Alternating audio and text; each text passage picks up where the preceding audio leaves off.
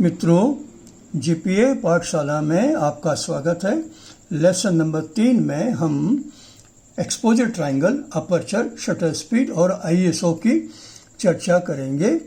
ये तीनों ही प्रकाश की मात्रा को नियंत्रित करते हैं।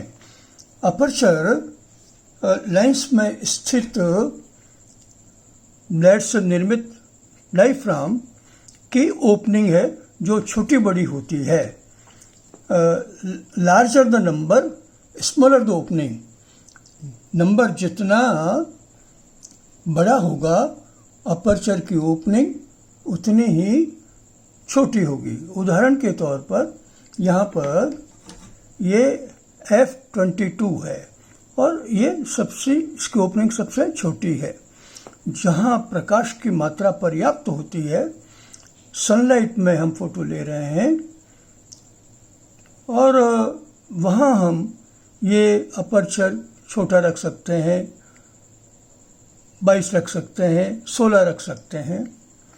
और जहाँ पर प्रकाश की मात्रा कम होती है, लो लाइट है, वहाँ हम अपर्चर की ओपनिंग को बड़ी करते हैं। जैसे उदाहरण के तौर पर F4 है, 2.8 है। इसको हम मिनिमम अपर्चर कहते हैं और ये मैक्सिमम वाइड ओपन अपर्चर कहते हैं। मित्रों, यह अपर्चर न केवल प्रकाश की मात्रा को नियंत्रित करता है, अपितु डेप्थ ऑफ फील्ड को भी नियंत्रित करता है। डेप्थ ऑफ फील्ड का तात्पर्य है कि हमारी दृश्य में नज़दीक से लेकर के दूर तक अगर लगभग सभी वस्तुएं फोकस रीजनेबली फोकस में है तो हम कहते हैं डेप्थ ऑफ फील्ड ग्रेटर है, बड़ी है। और यदि जिसको फोकस किया है वो एलिमेंट फोकस में है और उससे पहले फोरग्राउंड में और बैकग्राउंड में अगर दूसरे एलिमेंट्स वो धुंधले हैं, ब्लर है, तो हम कहेंगे डेप्थ ऑफ फील्ड जो है वह शैलो है, कम है।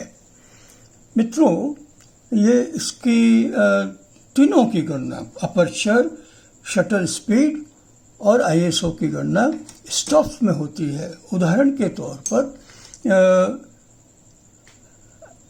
F11 जो है वह F8 की तुलना में छोटा है और जितनी प्रकाश की मात्रा F8 के खुले रहने पर सेंसर पर जाती है उसकी तुलना में इससे आधी मात्रा प्रकाश की F11 में प्रवेश करती है। और यह F16 से एक स्टॉप बड़ा है।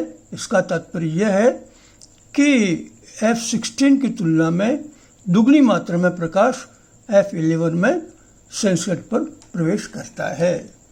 तो मित्रों, अगले लेसन में हम शटर स्पीड की और आईएसओ की चर्चा करेंगे। धन्यवाद।